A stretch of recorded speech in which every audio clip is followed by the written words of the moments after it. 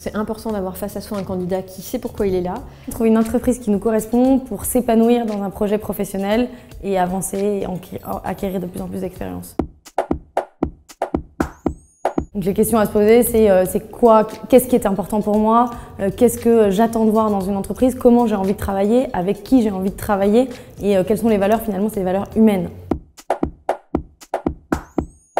Le contexte, il est à la fois lié au candidat, son contexte, son expérience, qu'il a appris et comment il peut vendre du coup ses compétences. Quel est le temps que j'ai envie d'accorder à mon métier, à ma vie professionnelle versus ma vie pro, quel est l'équilibre que j'ai envie de trouver entre les deux. Et le contexte de l'entreprise, est-ce que ce contexte d'entreprise répond aux compétences et à l'expérience que peut vendre le candidat? Et c'est ces réponses-là qui vont permettre d'identifier si je suis plutôt fait pour un grand groupe ou pour une start-up.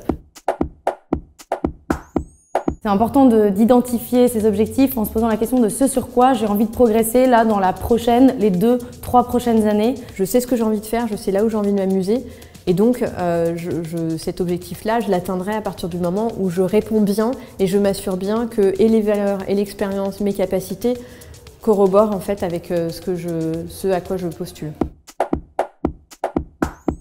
Ce sera très bien vu d'aller solliciter des collaborateurs, leur poser des questions sur comment ils vivent la vie en entreprise au quotidien. Aujourd'hui, avec les réseaux sociaux, on a la possibilité de vraiment s'imprégner d'une ambiance d'une entreprise, globalement même des valeurs, des gens, comment ils vivent. Il n'y a rien qui transpirera mieux qu'un salarié pour parler de l'entreprise dans laquelle il est. Quand on rentre dans une entreprise, il y a des choses qu'on sent tout de suite. Faites-vous confiance sur ces points, c'est extrêmement important. Il y a des choses qu'on sent même dans le recruteur qu'on a face à soi, ce qu'il peut dégager. Et l'intuition et la première rencontre est toujours un point marquant. Il faut vraiment se libérer et c'est là qu'on révèle qui on est et qu'on va capter du coup le recruteur. C'est pas grave si on ne correspond pas exactement au poste et aux bullet points qui sont indiqués dans la fiche de poste. Ce qui est important, c'est de dire pourquoi je veux ce poste et pourquoi ce poste est fait pour moi. Et même si ça peut parfois être un peu déstabilisant et dire c'est pas facile, n'ayez pas peur en tout cas d'être vous-même. C'est très important.